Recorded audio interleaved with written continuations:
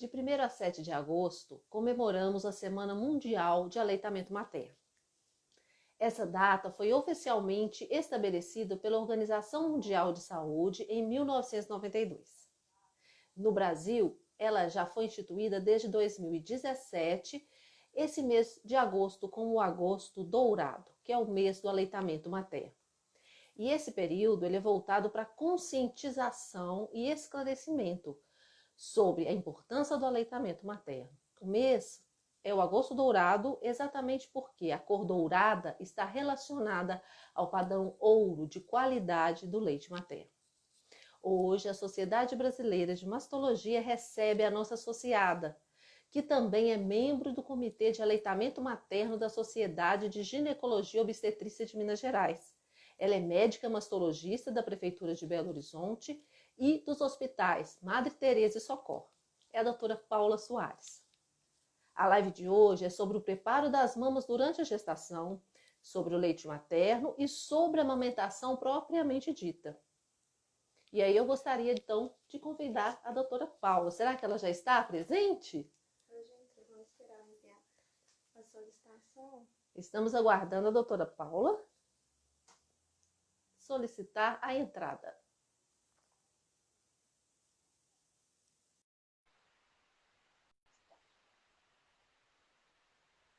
Enquanto a doutora Paula não entra, é importante a gente lembrar que, Paula, Paula Joia. entrou. Ei, boa tarde, Paulinha, Olá, tudo bem? boa tarde, tudo bom? Tudo ótimo. Que bom que você está Eu aqui com estava a te gente. escutando. Eu já estava te escutando aqui, mas não tinha entrado ainda. Que bom que você está aqui. E obrigada pela disponibilidade de estar aqui conversando com a gente com esse tema tão importante, né, Paula, que é o aleitamento materno. Vamos começar nosso bate-papo? Vamos lá. Você sabe que, assim, eu sem querer, naturalmente, fui ficando apaixonada pelo aleitamento, né? Para quem está aí ao vivo, a Ana me apresentou. Eu sou médica, ginecologista, mastologista, mas sou mãe de 2 crianças. E fui aprendendo no dia a dia com as dificuldades da amamentação e passei a estudar mais o tema.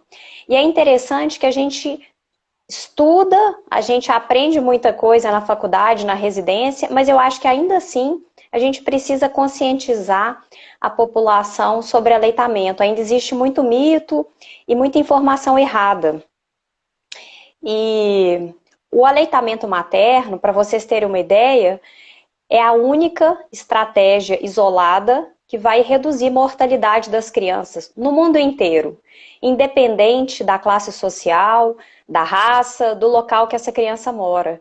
Então, as crianças abaixo de 5 anos, elas têm uma chance muito grande de morrer por doenças muito simples, por diarreia, por infecções do trato respiratório. E o aleitamento materno salva a vida de muitas crianças. Então, a gente ainda tem que avançar muito nesse tema.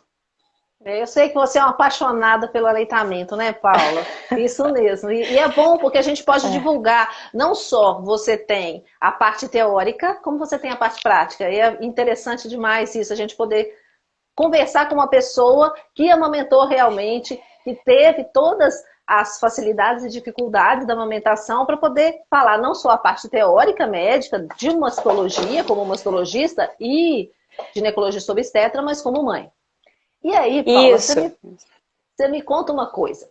Quando a mulher ela deve iniciar o preparo das mamas vivas na hora que ela vai amamentar? Ela começa a preparar desde que ela descobre que está grávida? Você pode comentar para a gente alguma atitude? O que ela pode fazer durante a gestação para preparar para a amamentação? Tem algum benefício do sol, de cremes especiais? Ou tem algum sutiã que ela deve usar durante esse período? Enquanto ela ainda é gestante, o que ela deve fazer? Bom, Ana, eu me lembro que quando eu engravidei da Beatriz, a minha filha mais velha, minha mãe já me falava, né? Que eu tinha que preparar as mamas. E aí ela falava que na época dela ela passava bucha vegetal áspera. E aí falava que às vezes lava uma toalha, deixa a toalha sem amaciante, uma toalha bem áspera para passar nos mamilos para deixar os mamilos resistentes para amamentar. Então, desde a época das nossas avós, existem várias receitas. Cientificamente falando, não tem nada comprovado. E se a gente observar o corpo da mulher, uma das primeiras alterações que ela percebe quando ela está grávida é a alteração nas mamas, né? A mama, ela cresce rapidamente, ela sente dor, e a mama, ao longo da gestação, a areola vai ficando mais pigmentada, vai ficando mais escura. Quanto maior o tom da pele, as mulheres mais morenas chegam a ficar com a areola bem escura, bem negra mesmo. E existe, então, um espessamento da pele. E se a mulher observar, aquelas bolinhas que a gente tem na areola, que são glândulas, essas glândulas, elas produzem secreção exatamente para lubrificar a areola e mamilo. Então, na verdade, o corpo faz o preparo. Não existe comprovação nenhuma de benefício de usar cremes, conchas, bucha vegetal, toalha áspera. E pelo contrário, essas medidas podem até podem manipular o mamilo, levando a contrações e mais tardiamente até aumentar o risco de parto prematuro e podem machucar o areolo e o mamilo. Talvez o único benefício durante a gestação seria de tomar sol 15 minutos por dia, quando for possível, até as 10 horas da manhã ou depois das 4 da tarde. O sol ajuda a proteger um pouco a pele. Mas o nosso corpo é tão maravilhoso que já faz a maior parte do serviço. O que eu acho que o preparo é mais importante é procurar orientação, né? É procurar esclarecer algumas dúvidas e aonde ela vai ter acesso, onde ela vai conseguir um apoio, seja no centro de saúde, seja no hospital que ela ganhou neném, seja com alguma consultoria de amamentação, ou seja, nos bancos de leite, quando ela realmente, de fato, for amamentar, onde ela pode procurar ajuda. Sim, Paula. É muito importante a mulher, né, quando está grávida, aquela gestante, ela perguntar as dúvidas que ela tem para o médico dela, para o obstetra, não é? Porque aí ela tira essas dúvidas desde durante a gestação, para quando chegar no parto, ela já está, depois do pós-parto, ela já está mais informada. Isso é muito importante. E aí você me conta uma coisa. Quais que seriam, então, os benefícios de uma mulher amamentar? Quais seriam os benefícios para ela, para o filho dela, né, para a criança? E assim, amamentar realmente reduz o risco de câncer de mama? Então vamos lá. Na verdade, amamentar uma criança ao peito é a forma mais barata de alimentar o seu filho, né? É um alimento que está francamente disponível, é só a mulher levantar a roupa, né, abaixar o sutiã, ele é de graça, ele está na temperatura certa, não existe risco de contaminação de mamadeiras ou de copos, porque isso é muito perigoso, né, para os bebês, especialmente nos primeiros meses de vida, podendo levar a diarreias e até a óbito. Ele tem as quantidades ideais de carboidratos, de vitaminas, de proteínas, de água, inclusive, né? O bebê que mama no peito, ele não precisa nem beber água. E hoje a gente sabe, Ana, que muito mais do que só anticorpos, o leite materno, ele é um imunomodulador. O que é isso? O leite materno é o alimento mais específico que existe, porque o corpo da mãe produz o leite ideal para o seu filho. Para vocês terem uma ideia, a composição do leite materno de uma mãe, de um bebê prematuro, é diferente de um bebê que nasceu no tempo certo. Então, é um leite tão bem preparado pelo corpo da mãe que ela consegue preparar a necessidade do seu próprio bebê. E em relação à imunomodulação, o leite materno, ele é como se fosse uma programação de computador, digamos assim, para as pessoas entenderem. O leite da mãe programa o sistema imunológico do seu filho, evitando uma série de doenças ao longo de toda a vida. Então, as pessoas achavam que o leite materno só protegia contra doenças na primeira infância. E hoje a gente sabe de uma série de benefícios ao longo de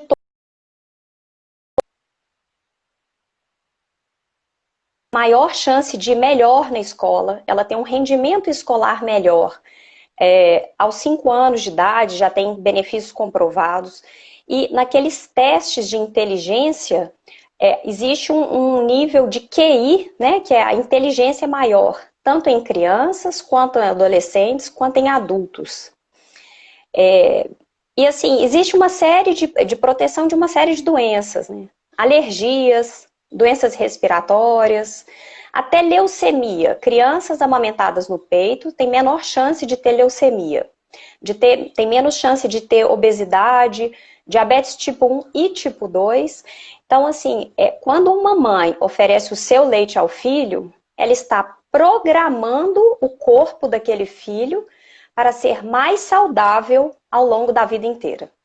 Então, o que você está dizendo é que a amamentação ela não é só importante durante aquele período para a criança. Isso. Ao longo da vida, aquela pessoa vai ser mais saudável.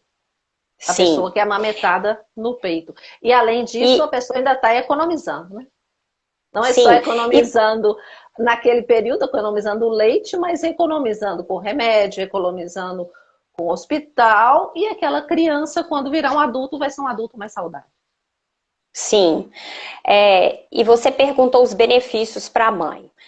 Eu não gosto de falar só do vínculo afetivo, porque o vínculo afetivo é óbvio, né? Amamentar, você despende um número de horas muito grande ali num contato muito íntimo com o bebê. Mas aquelas mães que não conseguiram amamentar por algum motivo, às vezes por cirurgia, por problemas de saúde, elas também vão conseguir ter um vínculo. Mas a mãe tem uma série de benefícios. Primeiro, no pós-parto imediato, para sair o leite, existe a necessidade da produção da ocitocina, que é o mesmo hormônio que faz contrair o útero. Então, as mães que amamentam, elas têm a contração do útero mais vigorosa e tem um risco diminuído, né, uma menor chance de ter hemorragia pós-parto. A mulher volta ao corpo muito mais rápido, né? A gente perde peso. Para vocês terem uma ideia, amamentar exclusivamente corresponde a mais ou menos 1 hora de corrida. Isso é muito relativo porque depende muito do tempo de amamentação. Mas em torno de 40 minutos a 1 hora de corrida por dia. Então, por isso que, associado a uma alimentação saudável, a mulher perde peso muito rapidamente, né? Ela diminui ao longo dos anos a chance de ter câncer de mama. Quanto maior o tempo de amamentação, maior essa diminuição, né? Diminui também a chance de ter câncer de ovário e ajuda também na contracepção, né? Porque demora a voltar os ciclos ovulatórios e dá um espaçamento maior entre os filhos. Sim. E você tem alguma sugestão, alguma orientação para a mulher que vai amamentar? Como que é isso? Existe uma forma certa de pegar a criança? Existe uma forma certa da criança ficar no colo da mulher? Uma pega certa ao seio? Como que funciona? Na verdade, eu brinco assim, é uma relação muito íntima, então tem que ter paciência. Nós temos várias técnicas, nós temos várias orientações, mas cada mãe, com cada filho, né? Tanto é que quem tem muitos filhos fala isso. É ter paciência para ter um período de adaptação, especialmente o primeiro mês. Cada bebê é de um jeito, cada mãe está num momento, naquele pós-parto, né? São situações de vida diferentes. O ideal é que coloque o bebê para mamar na primeira hora de vida. Os bebês, geralmente, nascem bem espertinhos, né? Especialmente os bebês que nasceram de parto normal, que passaram por um processo mais longo de contrações, existe uma participação ativa do bebê, né, durante o trabalho de parto normal. Então eles nascem espertinhos e se a gente coloca em cima do colo da mãe, eles têm um instinto de procurar o peito, né? Existem até uns vídeos mostrando que quando coloca sobre o abdômen da mãe, o bebê, ele vai igual um sapinho e procura o peito da mãe, né? E na cesárea também é perfeitamente possível. Então essa é a importância de começar a conversar com o obstetra ainda no pré-natal, né? E tentar conversar com a equipe, colocar o bebê para mamar na primeira hora de vida. Nos primeiros dias, a mulher produz o colostro, que é aquele leite que ele é mais rico em substâncias de defesa, ele tem uma composição diferente e é a primeira vacina que o bebê toma. Então, se você amamentar na primeira hora de vida, e especialmente nos primeiros dias, você já está vacinando seu filho. É a primeira vacina de um recém-nascido. Eu sempre gosto de enfatizar que as mulheres que estão amamentando, principalmente pela primeira vez, acham que o bebê precisa mamar o equivalente a um copo, uma mamadeira bem cheia. O estômago de um recém-nascido é do tamanho de uma cereja, do tamanho de uma bola de gude pequena. Então, as gotas de colostro, elas já são suficientes para encher o estômago do bebê. Então, esse é o primeiro mito que a gente tem que acabar com ele. As mulheres acham que elas não têm leite. Eu não amamentei porque eu não tinha leite. Eu tinha gotas, mas essas gotas já são suficientes para um bebê. E o bebê deve abocanhar o peito com a boquinha aberta. Não pode ser a boquinha fechada. Então, com a boca aberta de peixe, abocanhando toda a areola. Aí sim a língua do bebê vai passar na areola e fazer o leite sair. E aí, à medida que a gestação, que a amamentação vai correndo, né? Mãe e bebê vão chegando num acordo. Por volta do quarto, quinto dia, começa a ter a descida do leite, que é conhecida. A mulher tem uma reação que a gente chama de apojadura, que as mamas têm uma reação inflamatória, ficam inchadas, cheias. E aí é um outro mito, que as pessoas acham que é um excesso de leite. E não é um excesso de leite. É o desbloqueio, eu costumo explicar assim para as minhas pacientes. É quando o corpo da mulher entendeu que os hormônios produzidos pela placenta, eles não deixavam as mamas produzir leite durante a gestação. Olha como a natureza é sábia. Se a mulher produz leite na gestação inteira, ela vai ter mastite. Porque leite é alimento, leite estraga na mama, né?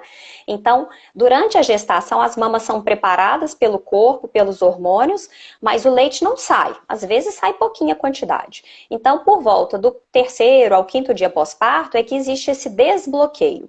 E aí ocorre esse fenômeno de apojadura, e aí a mulher começa a produzir o leite maduro. E por volta depois do 10º dia, que aí a produção é só leite maduro. Então, no primeiro mês, não existe tempo de mamada, não existe intervalo entre as mamadas. Livre demanda.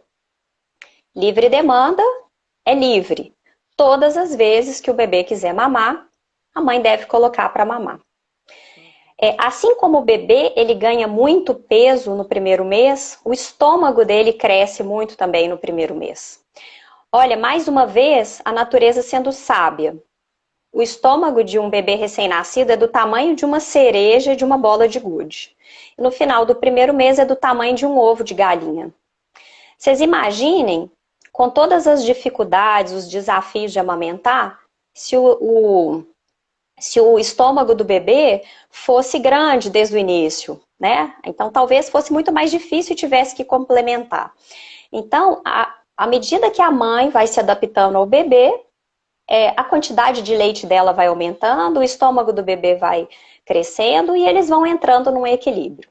Mas livre demanda é livre demanda. Todas as vezes que o bebê quiser, a mãe pode colocar no peito para amamentar. Sim. E me fala uma coisa, em relação ao leite, Paula, a gente ouve muito as pessoas falarem, né, pra gente, assim, o meu leite foi fraco. Você estava falando da questão de a pessoa achar que o leite é pouco, mas tem gente que fala que o leite é fraco. Existe isso de leite fraco ou todas as mulheres produzem leite com o nutriente necessário? Há algum tipo de alimento que é importante a pessoa fazer o uso durante esse período que ela está amamentando? Existem relatos, assim, existem estudos mostrando, assim, só em situações extremas de desnutrição da mãe. Então, talvez naquelas regiões extremamente pobres, né, assim, que rapidamente vem à nossa cabeça, especialmente nos países africanos, aquelas mulheres muito desnutridas, o leite materno delas aí talvez não tenha a mesma composição. Mas no Brasil, por exemplo, no nosso país, a grande maioria das mulheres não tem esse problema. Na verdade, o organismo da mulher, assim, a produção de leite materno tira tudo da mulher, que pode para produzir o melhor leite para a criança. Então, não existe leite fraco, de forma alguma, né? A gente tem que lembrar que, como eu expliquei, a gente está numa época de medicina especializada. Não existe nenhum remédio, nenhum alimento que seja tão especializado quanto o leite materno, né? É produzido especialmente para aquela criança pela sua mãe. Então, não existe leite fraco. O que a gente fala em termos de alimentação é tentar ter uma alimentação saudável, né? Evitar bebida alcoólica de forma alguma, porque, né, passa para o leite materno, tentar comer o máximo possível de frutas, verduras, legumes, e o mais importante é a ingestão hídrica, aumentar muito a hidratação. Eu me lembro que quando eu estava amamentando os meninos, era engraçado, porque você chegava na minha casa, você via garrafinha de água, na época às vezes eu tomava muita água de coco também, mas gostava de beber água, você via garrafa de água e copo de água pela casa inteira, assim, garrafas vazias, porque realmente eu bebia de 5 a 6 litros de líquido por dia. Mesmo nesses países africanos ou nos países onde as pessoas são desenvolvidas, provavelmente esse leite teoricamente fraco é muito melhor que qualquer alimento que eles tenham disponível, né, Paulo? Certamente, certamente. Certamente. Houve uma evolução muito grande das fórmulas maternas, né? Assim, as fórmulas de leite materno. Desculpa, das fórmulas lácteas. Fórmula materna, não, das fórmulas lácteas. Maternizado, né? Desculpa.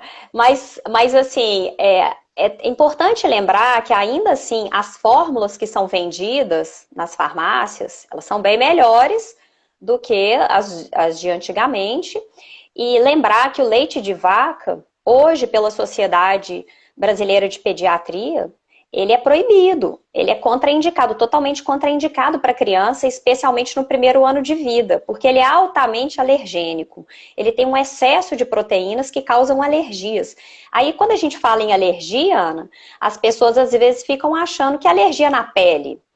Não, são alergias que podem levar a diarreia, que pode levar o bebê à morte, que podem levar a alergias que causam alterações respiratórias, aquele bebê chiador, que às vezes tem que viver no pronto-socorro, fazer nebulização, e num desses episódios ele tem uma infecção, uma pneumonia e pode vir a morrer. Então tem que lembrar que especialmente o leite de vaca não deve ser ofertado para as crianças no primeiro ano de vida, com risco delas terem complicações e chegarem até a óbito por causa disso. Então isso tem que ser muito bem enfatizado. E tem alguma técnica ou algum tratamento que é usado quando a mulher acha que tem pouco leite? O que ela deve fazer, Paulo? Eu acho que toda mulher acha que ela tem pouco leite. Até eu. O meu mais novo tem 4 anos, né? E mamou exclusivamente até 6 meses. E mamou até 2 anos. E eu achava que eu tinha pouco leite também. Então, em muitas situações eu achava que eu tinha pouco leite. Então, como eu expliquei, colostro é pouco mesmo, porque o estômago do bebê é muito pequeno.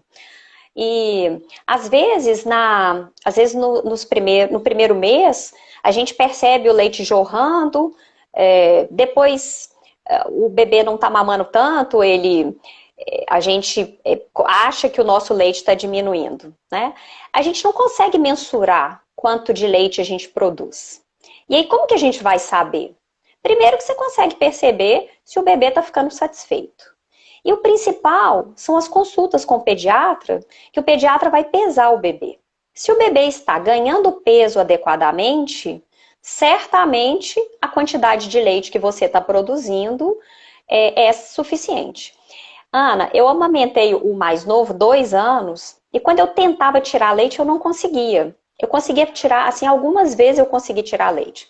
Então, a gente tem que orientar as mulheres que se elas vão fazer ordenha, se elas estão tentando tirar leite e não conseguem, não significa que elas não estão produzindo a quantidade suficiente de leite, né? E a sucção do bebê é muito mais eficiente do que qualquer ordenha, do que qualquer bomba, né? Ordenha tanto manual quanto com bombas elétricas, né? Com bombas. Então, o importante é o peso do bebê, o desenvolvimento. E uma mama já é suficiente para conseguir amamentar, teoricamente, né? Tanto é que mães de gêmeos algumas colocam um bebê em cada peito para conseguir amamentar de uma vez só os 2 filhos. E uma técnica simples é você colocar o bebê para mamar mais vezes. Então, você não esperar, se o seu bebê não está ganhando a quantidade de peso ideal, que aconteceu com os meus 2 filhos no primeiro mês, mas a pediatra dele sempre foi muito paciente, também defensora da amamentação, e eu nunca complementei com fórmula.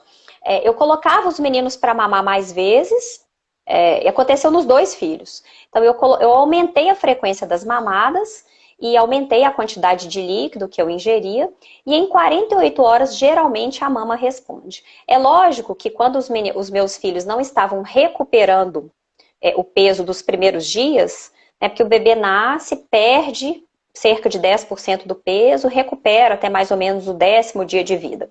Então, meus 2 filhos não recuperaram assim tão rapidamente. Aí a gente acompanhava mais de perto. Aí eu pesava os meninos a cada 48 horas, a gente fez um acompanhamento de perto, mas só de colocar o bebê para mamar com maior frequência, a mama responde. E aí ela aumenta a quantidade de leite. E aí por isso que é importantíssimo acompanhar junto com o pediatra. Sim, então até você acabou respondendo a questão que fez a Eliane, que falou quando a criança não ganha peso, né? Então, assim, exatamente isso, não só acompanhar regularmente a criança com menos tempo junto ao pediatra e oferecer mais vezes a mama para que ela se amamente, não é isso? Isso, é aumentar a ingestão hídrica também, né? Às vezes a mulher não está bebendo a quantidade de líquido suficiente, né? A gente fica muito cansada e às vezes a gente até esquece mesmo. Aí vem a rede de apoio, né? Eu me lembro que quando eu sentava para amamentar, alguém já vinha com um copo de água, um copo de suco.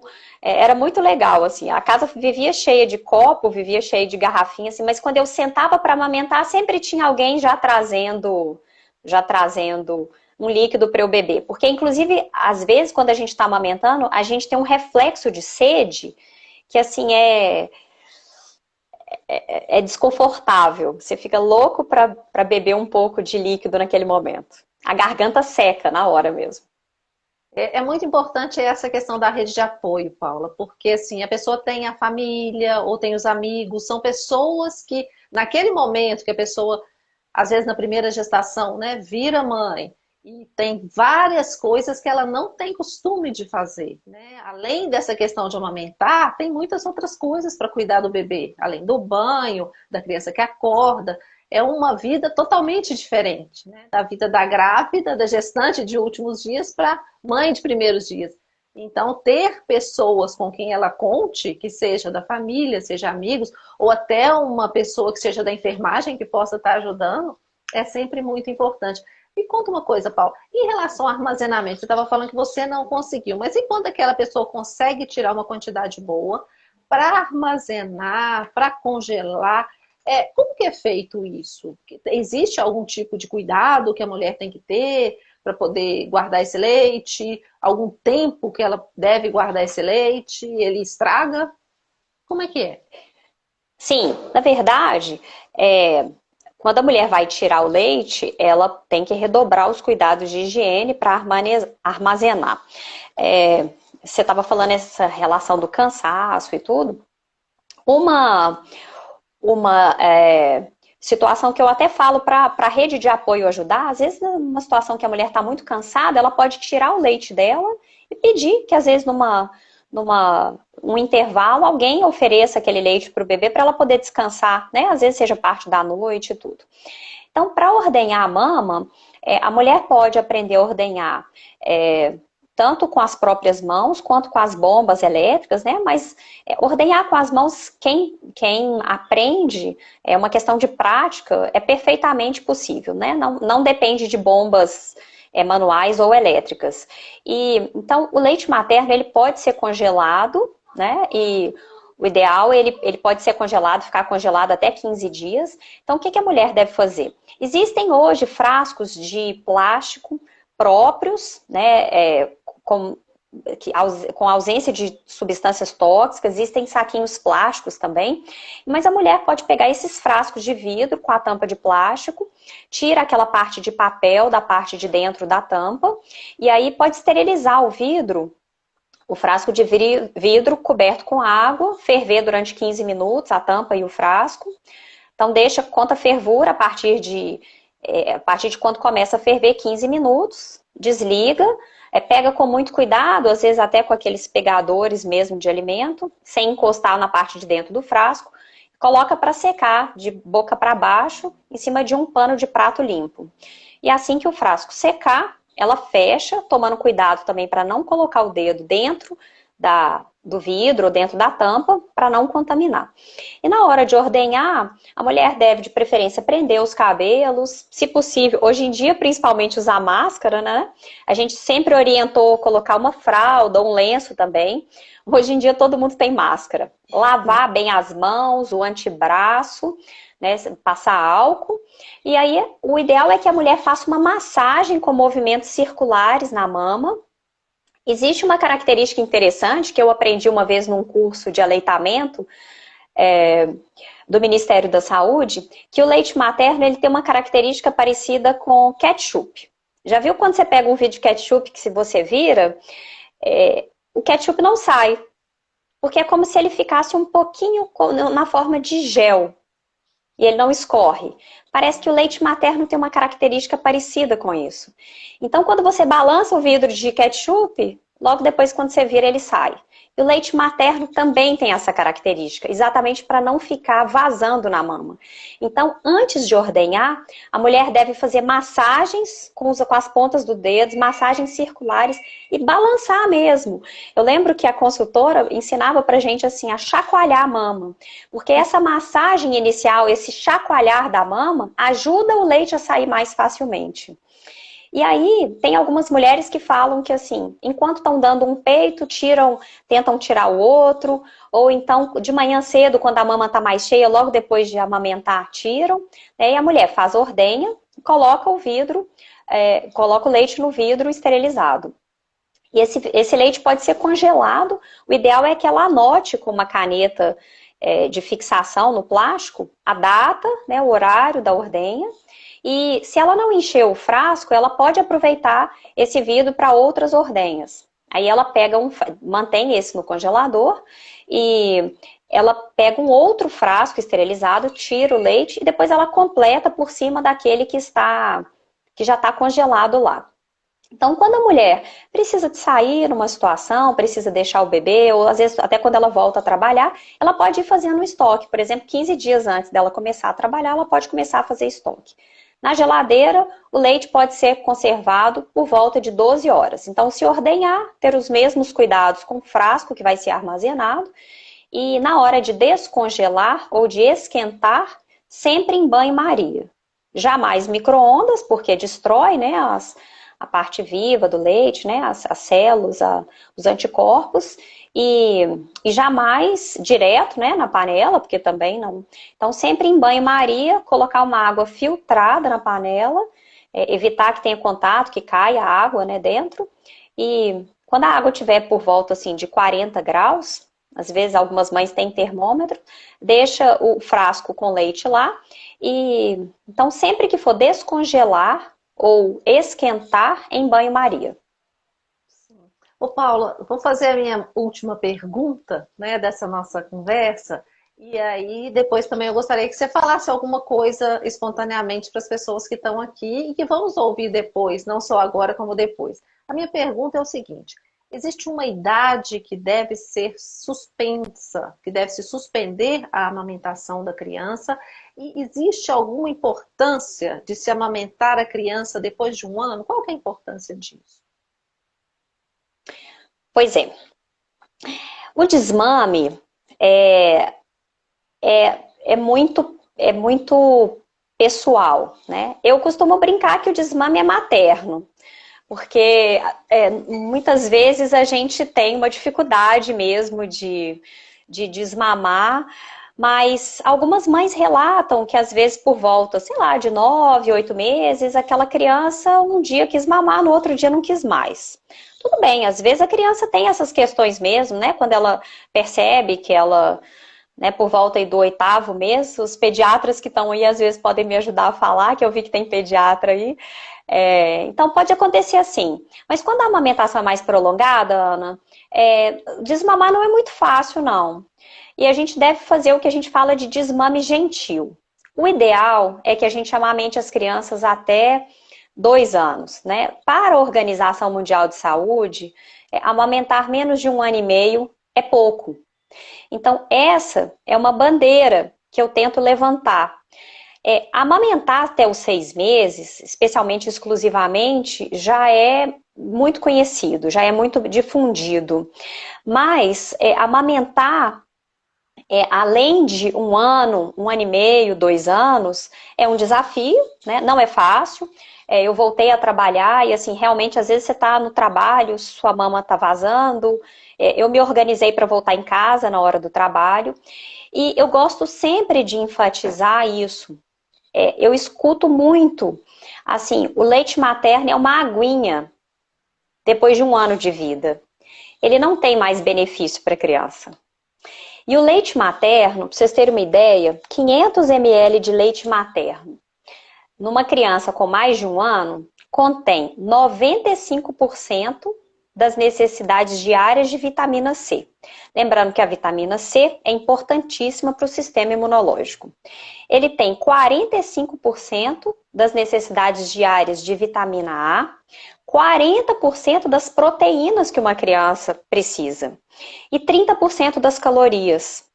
Então, e sem contar todas as funções da parte imunológica que eu falei antes e dessa parte de imunomodulação. Então, sim, o leite materno é importantíssimo para a criança depois do 1º ano de vida. E a mulher que quer amamentar, além dos 2 anos, ela pode sim amamentar, né? Isso aí é muito pessoal, às vezes ela está passando por uma situação, por exemplo, nessa pandemia, as mulheres que estão em casa, quem tem oportunidade, quem tem um bebê aí de 8 meses, 1 ano, 1 ano e meio, continue amamentando. Quem está tendo a oportunidade de ficar em casa, eu falei que essa pandemia está sendo uma excelente oportunidade das mães. Sim. É para amamentação. Para amamentação, sim. A pessoa poder trabalhar em home office, ela, por mais que ela tenha que estar de frente para o computador, ela tem aquela possibilidade de já estar em casa, a criança tem fome, ela tem como trabalhar e amamentar, apesar de que vai ficar bem cansada, mas, né, do ponto de vista... O cansaço passa. A pandemia passa, o cansaço passa. A gente tem que aprender isso, né, que assim, eu lembro que quando o mais novo tinha 8 meses, eu sentei na cama de madrugada, eu já tinha voltado a trabalhar, ele chorou, eu levantei para amamentar, e aí eu falei, não aguento mais. Aí eu respirei fundo e falei, vai passar. Né? Então, assim, essa fase entre 6 meses e 1 ano, 6 meses, 8 meses, quando a gente volta a trabalhar, é uma fase de muito cansaço, a gente está retomando, né, a vida profissional e tudo, a gente tende a desistir, mas assim, o mantra vai passar, vai valer a pena, e a gente tem que conscientizar. Leite materno é o melhor alimento para qualquer criança. Infelizmente, a prática da amamentação está sendo abandonada por pessoas de nível socioeconômico bom, porque elas acham que as fórmulas substituem o leite materno. E não é verdade, né? E a gente sabe que é a única estratégia que protege os nossos filhos, que realmente consegue, isoladamente, assim, diminuir a mortalidade das crianças. Né? Existe uma falsa impressão de quem tem condição de comprar fórmula, que a fórmula vai ser melhor e que eu já dei o leite do peito um pouquinho, tá ótimo. Não, quanto maior, maiores os benefícios, quanto maior o tempo de amamentação. E voltando, então, quando amamentar menos de 1 ano e meio, para a Organização Mundial de Saúde, é insuficiente. Para realmente a criança ter todos esses benefícios, né, da imunomodulação, da proteção ao longo de toda a vida, o ideal é que seja amamentado pelo menos 1 ano e meio. Paula, existe alguma estratégia quando a criança não está aceitando o peito da mãe, alguma coisa que você possa falar? Ou isso é caso a caso e junto com o obstetra, junto com a enfermeira que pode estar orientando a questão da amamentação? Como é que funciona? Eu acho que é caso a caso, Ana. Na verdade, o que eu vejo na prática é que a maior parte das dificuldade de pega, de posição. A maior parte dessas dificuldades, elas podem ser resolvidas com orientações simples. Assim como nós, por exemplo, gostamos de dormir mais de um lado do corpo, tem gente que só gosta de dormir do lado direito, só de bruço, só de barriga para cima.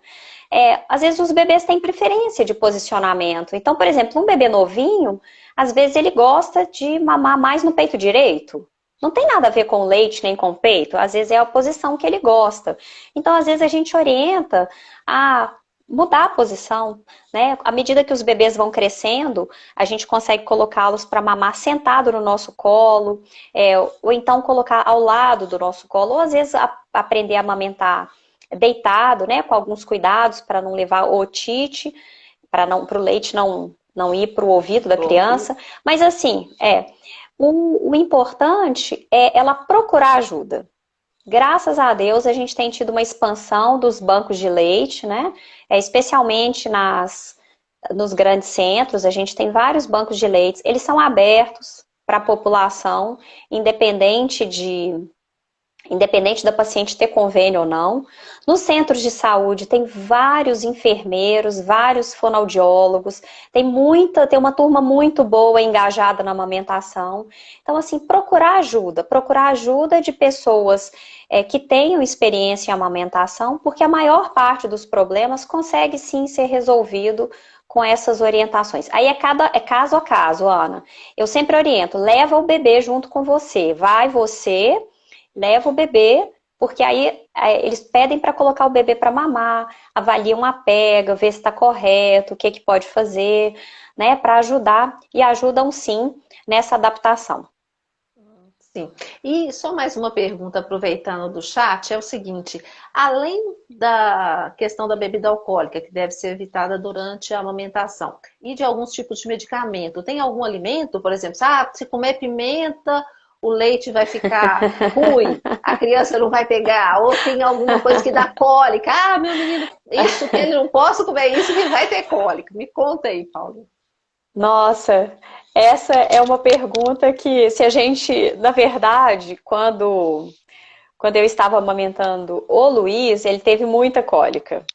E aí um dia chegavam para mim e falavam que eu estava muito estressada, que eu tinha que tomar suco de maracujá. Eu tomava. Tem que tomar o chá, eu tomava o chá. Na verdade, Ana, a mulher deve evitar os excessos, né? Excesso de comidas gordurosas, chocolate, comidas às vezes muito pesadas, carnes muito pesadas, né? O feijão, às vezes, pode sim aumentar a quantidade de gás, mas existe até uma técnica que você coloca o feijão de molho na água quente.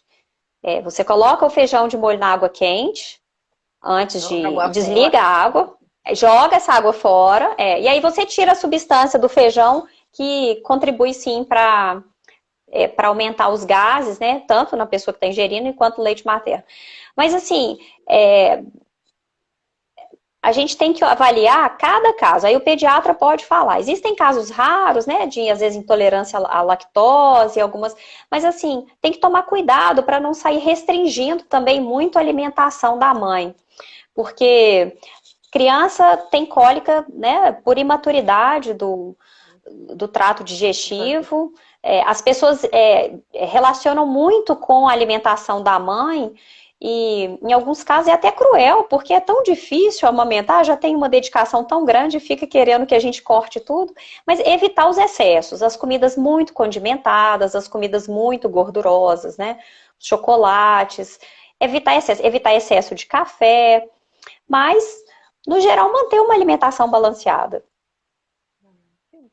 Que bom conversar com você, Paula. Assim, essa pandemia, por assim dizer, né, ela nos deixou distantes fisicamente, mas a gente está podendo conversar com os colegas, com os amigos, quase que com muito mais facilidade, não é mesmo? Conversar com as pessoas e de um modo geral, né, com o público, com todo mundo. E aí, Paula, eu queria saber, além de te agradecer muito por ter estado aqui com a Sociedade Brasileira de Mastologia, eu gostaria de te solicitar que dê suas palavras finais, que dê alguma orientação, além dessa sua empolgação e dessa sua, desse seu cuidado com essa questão da amamentação, viu? Eu acho que a gente tem que apoiar. Eu falo que eu tenho muita compaixão com uma mulher que está com um bebê no colo. Uma fase maravilhosa da nossa vida, uma fase deliciosa, mas da mesma forma, o outro lado da moeda, uma fase difícil, cansativa, de muitos desafios. E por isso, assim como você falou, Ana, a gente precisa de uma rede de apoio, né? E eu gosto sempre de falar um dado. Morrem por ano 820 mil crianças, quer dizer, quase 1 milhão de crianças no mundo, que essas mortes, até 5 anos, tá? Não no primeiro ano de vida, essas mortes seriam evitadas se as crianças fossem amamentadas. Então, assim, um número fala por si só. Por ano, quase 1 milhão de crianças até 5 anos não morreriam se fossem amamentadas no peito exclusivamente até os 6 meses e se prolongado até 1 ano e meio e, se possível, 2 anos. Então, para aquela mulher que deseja amamentar, a amamentação não é tão dourado. É dourado a qualidade do leite, mas não é tão fácil, não é brilhante como a gente vê nas fotos de amamentação. Eu tive mastite, eu tive candidíase, meus filhos não ganharam peso ideal no primeiro mês, mas eu procurei ajuda e eu tive apoio. Apoio da família, apoio da pediatra, apoio dos profissionais que me orientaram. E assim, não desistam. Não desistam facilmente, né? O mantra da mãe que amamenta é vai passar e vai valer a pena. Porque a maior herança que a gente pode deixar para um filho não é plano de saúde, não é viagem, não é quarto lindo, não é roupa. É modular, é programar o corpo dele para ser mais saudável o resto da vida. E isso a gente não compra. Isso vem do nosso peito. Ah, que lindo, Paula. Gostei muito dessa mensagem. Gostei muito mesmo. Muito obrigada, viu, por vocês terem estado conosco nessa tarde. Obrigada a você pela oportunidade. Tá certo. Um abraço. Tchau. Tchau.